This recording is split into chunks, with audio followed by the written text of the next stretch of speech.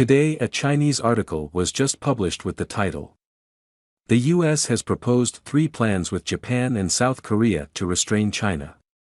Biden may increase tariffs with China again." Below is the detailed content, please listen to it. In recent times, there does not seem to be any major conflicts between China and the United States, but the relationship between the two countries has not improved and is still at a stalemate. However, if we look at some of the events that have occurred around China in recent times, we can actually find that they are inseparable from the United States. Recently, the United States has stopped pretending. In other words, the United States has never concealed its attempts to suppress China. In recent days, the United States has made 3 moves in succession, making it clear that it will take action against China in the 3 fields of geopolitics, technology, and economy and trade, based on reports from many U.S. media. As we enter the U.S. presidential election year, some of U.S. President Biden's attitudes towards China have recently become particularly worthy of attention. To put it bluntly, it is how the Biden administration will hype up China issues for this campaign. First of all, on geopolitical issues, the Biden administration is still the same as before, trying to win over Japan and South Korea, China's 2 old neighbors, to jointly contain China. In this regard, the U.S. State Department also issued a joint statement on the Indo-Pacific dialogue between the United States, Japan and South Korea. According to reports, in the statement, the United States, Japan and South Korea expressed great concern about China's claims in the South China Sea and the current escalation of tensions in the South China Sea.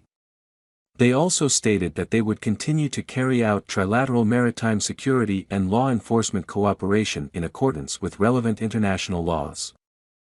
In addition to the situation in the South China Sea, the United States, Japan and South Korea have not given up on hyping up the Taiwan issue, saying that peace and stability in the Taiwan Strait are indispensable to the entire international community as well as security and prosperity. To put it bluntly, this is meddling in the South China Sea issue and the Taiwan issue. In this regard, Chinese Foreign Ministry spokesperson Mao Ning said that China is seriously concerned about the inappropriate content related to China in the documents released by the United States, Japan and South Korea. China firmly opposes it. The relevant countries are cobbling together an exclusive, small circle, in the name of cooperation. In addition, Mao Ning pointedly pointed out that the behavior of the United States, Japan and South Korea is a gross interference in China's internal affairs, an attack and smear on China, and an incitement to confrontation. The current situation in the South China Sea is stable, and the Taiwan issue is China's internal affair and does not allow interference from external forces. It is not difficult to see that this move by the United States is actually pulling Japan and South Korea to form a small circle to contain China, around China. The purpose is to use various excuses to interfere in China's internal affairs and even provoke more conflicts around China. Contradiction. Secondly, in the field of technology, the United States now seems to be interested in taking further measures. According to reports, in order to prevent China from dominating mature process chips, the China Committee of the U.S. House of Representatives has begun to put forward opinions again, requiring the U.S. government to take strong actions.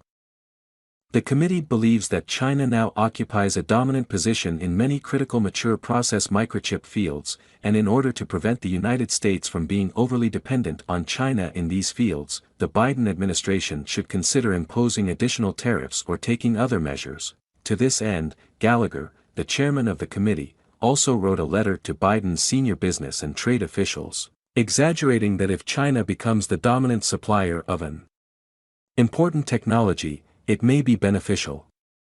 Punish foreign competitors. However, currently, the U.S. Department of Commerce and the Office of the Trade Representative have not responded to this suggestion. But it is undeniable that the United States does intend to attack China's traditional chips. Earlier, the U.S. Department of Commerce pointed out that it must review traditional chips to reduce the so-called national security risks posed by China. Finally, in the economic and trade field, the Biden administration seems to be planning to raise tariffs on some Chinese products again. In preparation for this presidential election, the Biden administration is considering continuing to maintain the tariffs imposed on Chinese goods under former President Trump. Moreover, in order to show its toughness against China, the Biden administration also plans to increase tariffs on electric vehicles and some key minerals. According to sources, Biden has not yet made a final decision on tariffs, but it may be announced in the coming weeks. In other words, in order to emphasize its strength against China, the Biden administration is not only preparing to continue the tariffs imposed during the Trump era, but is also preparing to intensify and impose further tariffs.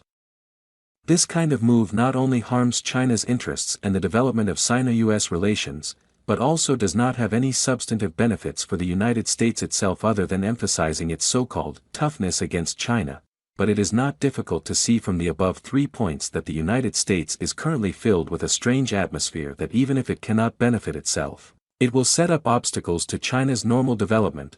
The main reason why the US government has successively taken action against China in multiple fields may be because of the US presidential election, but ultimately, it is because of the United States' deep-rooted ideological prejudice against China. Our video ends here. Remember to subscribe so we can meet again in the next video. Goodbye everyone.